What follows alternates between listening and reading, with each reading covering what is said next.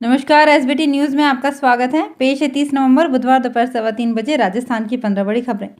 सबसे पहले एक नज़र डालते हैं आज के हेडलाइंस पर। भारत ने जैविक गैर बासमती चावल के एक्सपोर्ट से प्रतिबंध हटा दिया। राजस्थान के 9 से 25 इंग्लिश मीडियम स्कूलों में शुरू होगी प्री प्राइमरी। सहकारी समितियों में चुनाव में 8वीं पास की बाध्यता से परेशानी। गद्दार बयान पर वेणुगोपाल बोले, डोटासरा देंगे रिपोर्ट। और सरदार शहर उपचुनाव में रोचक होने लगा मुकाबला। और अब खबरें विस्तार से। सरकार ने टूटे चावल सहित जैविक गैर बासमती चावल के एक्सपोर्ट से प्रतिबंध हटा लिया है। रिपोर्ट्स के मुताबिक सरकार ने घरेलू उपलब्धता बढ़ाने के उद्देश्य से सितंबर की शुरुआत में टूटे चावल के एक्सपोर्ट पर प्रतिबंध लगा दिया था। राजस्थान के 9 से 25 महात्मा गांधी स्कूलों में इसी शिक्षा सत्र से प्री प्राइमरी क्लासेस शुरू की जाएंगी। इनमें बीकानेर जिले के 30 स्कूल शामिल हैं। इन क्लासेस में एडमिशन के लिए माध्यमिक शिक्षा निदेशक ने मंगलवार को शेड्यूल जारी कर दिया है। प्री प्राइमरी की कक्षाएं 6 जनवरी से शुरू होंगी। शेड्यूल के अनुसार 1 दिसंबर से एडमिशन के लिए विज्ञप्ति जारी की जाएगी। इसके साथ ही 2 से 15 दिसंबर तक आवेदन लिए जाएंगे। प्री प्राइमरी कक्षा के तहत नर्सरी, एलकेजी, एचकेजी प्रत्येक क्लास में 25 सीटें निर्धारित की गई है। प्रतापगढ़ जिले के सहकारी समितियों में चल रही चुनाव प्रक्रिया के तहत उम्मीदवार के 8वीं पास होने की बाध्यता परेशानी का सबब बनी हुई है। इसके तहत जहां एक तरफ किसानों की संस्था होने से 8वीं पास होने से कई समितियों में अधिकांश किसान मात्र साक्षर ही हैं। इससे किसानों के लिए योग्य उम्मीदवार नहीं मिल रहे हैं। वहीं दूसरी ओर 8वीं पास के लिए उम्मीदवार ढूंढना मात्र औपचारिकता में ही सिमट गया है। राहुल गांधी की भारत जोड़ो यात्रा की तैयारियों की समीक्षा करने और गहलोत के बयान के बाद आए सियासी तूफान को थामने के लिए संगठन महासचिव केसी वेणुगोपाल मंगलवार को जयपुर आए। उन्होंने यात्रा के लिए बनी कोऑर्डिनेशन टीम की बैठक ली और बैठक से ही एकजुटता का संदेश दिया। उन्होंने कहा कि अनर्गल बयानबाजी के मामले में उन्होंने पीसीसी अध्यक्ष को रिपोर्ट पेश करने के लिए कहा है। उन्होंने दावा किया कि राजस्थान में सभी एकजुट हैं। अगला चुनाव हम मिलकर लड़ेंगे और जीतेंगे। राजस्थान के चूरू जिले के सरदार शहर विधानसभा में हो रहे उपचुनाव में अब मुकाबला रोचक होने लगा है। पूर्व मंत्री देवी सिंह भाटी ने भी वहां डेरा डाल दिया है। एक दिन पहले वहां मीटिंग की। किसे समर्थन देंगे इसका खुलासा तो नहीं किया, लेकिन बोले कि भाजपा ने जनाधार वाली नेता वसुंधरा राजे को किनारे किया, इसलिए उसे अब तीसरे नंबर पर पहुंचाने के लिए आया हूं। बताया जा रहा है कि पूर्व मंत्री भाटी आरएलपी उम्मीदवार को समर्थन देंगे। बीकानेर के पॉलिटेक्निक कॉलेज के मैदान में 2 दिवसीय मेगा जॉब फेयर के पहले दिन 1070 युवाओं को नौकरी मिली। कंपनियों ने इन युवाओं को सिलेक्शन होने के बाद ऑफर लेटर दिया है। कौशल रोजगार एवं उद्यमिता विभाग की ओर से बीकानेर के पॉलिटेक्निक कॉलेज में 29-30 नवंबर को मेगा जॉब फेयर आयोजित किया गया है। नौकरी हासिल करने के लिए अब तक 30,816 युवक युवतियां रजिस्ट्रेशन करवा चुके हैं।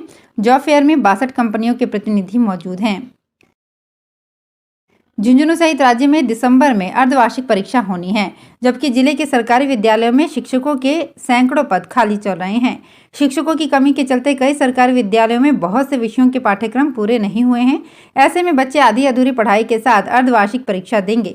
जिले में कई ऐसे विद्यालय हैं जो बगैर संस्था प्रधानों के संचालित हो रहे हैं। हालांकि सरकार ने गेस्ट शिक्षक लगाने की तैयारी की थी, परंतु ये भी स्थगित होने से बच्चों को नुकसान हुआ है। जालौर जिले में कणियागिरी पर्वत पर स्थित जलंधर नाथ जी की तपोभूमि सिरे मंदिर परिसर में 44 साल बाद महारुद्र यज्ञ हो रहा है। इससे पहले 1978 में एक कुंडीय महारुद्र यज्ञ ब्रह्मलीन शांतिनाथ महाराज के सानिध्य में हुआ था। यज्ञाचार्य पंडित प्यारेलाल शर्मा के मुताबिक 5 कुंडीय महारुद्र यज्ञ जालौर की धरा पर पहली बार हो रहा है। महारुद्र यज्ञ व भंडारा महोत्सव 30 नवंबर से 5 दिसंबर तक 6 दिन चलेगा। उन्होंने बताया कि महारुद्र यज्ञ के यजमानों को मंगलवार को दशी स्नान करवाया गया। बीकानेर नगर निगम लिपिकों और सफाई कर्मचारियों की कमी से जूझ रहा है।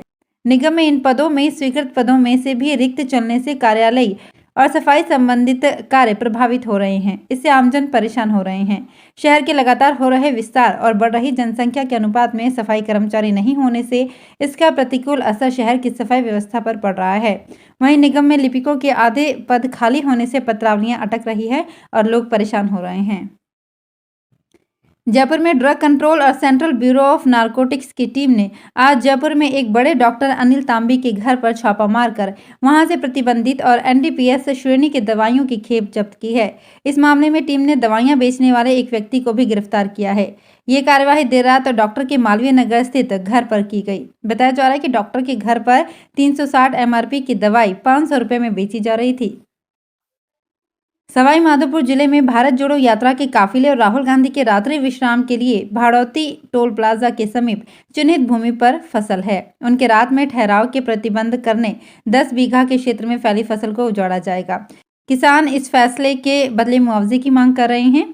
प्रशासन और कांग्रेस पदाधिकारी किसानों से वार्ता कर रहे हैं। अलवर शहर में राजगढ़ रोड पर बुर्जा के पास एक ट्रक ने कार की टक्कर मार दी। ट्रक पूरी तरह से पैक्ड था। जब ट्रक के पर्दे हटवाए गए तो उसमें करीब 150 पाड़े व भैंस भरी हुई थी। ट्रक चालक के खिलाफ पशु क्रूरता अधिनियम के तहत मामला दर्ज किया गया है। मामला बुधवार सुबह करीब 7 बजे का है। गौरव नरूला व उनके स्टूडियो की टीम कार में थी। उनकी कार को ट्रक ने सामने से टक्कर मार दी। इससे कार का आगे का हिस्सा क्षतिग्रस्त हो गया। जयपुर में ऑनलाइन शेयर ट्रेडिंग में पैसे इन्वेस्ट कर सिर्फ 20 मिनट में पैसा डबल करने के लालच में बेटे ने पिता के करीब 2.5 लाख रुपए फूंक दिए। 20 मिनट में पैसा डबल तो क्या, 2 दिन पहले जो पैसा भेजा गया था उसमें से एक नया पैसा भी वापस नहीं आया। जब पिता को इसका पता चला तो पहले तो उन्होंने बेटे की क्लास लगाई और बाद में पुलिस को सूचना दी। जांच पड़ताल गलता गेट थाना पुलिस कर रही है। राजस्थान में सर्दी का असर अब तेज होने वाला है। ताजा पश्चिमी विक्षोभ सक्रिय होने की वजह से ऐसा होगा। इससे हवाओं की दिशा बदलने के साथ पहले तो प्रदेश में कहीं कहीं हल्का कोहरा और धुंध देखने को मिलेगी। इसके बाद तापमान फिसलना शुरू हो जाएगा, जो सर्दी को अचानक बढ़ाएगा। इससे पहले शेखावाटी में बुधवार को भी तापमान में फिर 1.4 डिग्री सेल्सियस की गिरावट दर्ज की गई, जो फतेहपुर के कृषि अनुसंधान केंद्र में 4 डिग्री के न्यूनतम स्तर पर दर्ज हुआ। अलवर जिले के इंडस्ट्रियल एरिया में एक दशक पहले तक फैक्ट्री लगाने के लिए जमीन कोड़ियों के भाव यानी बहुत सस्ती रियायती दरों पर मिल जाती थी, लेकिन आज औद्योगिक क्षेत्रों में जमीनों के भाव आसमान पर हैं और उद्योगपतियों को फैक्ट्री लगाने के लिए जमीन तक नहीं मिल रही है। रेको के एक एक प्लॉट को लेकर बड़ी बड़ी बोलियां लग रही है।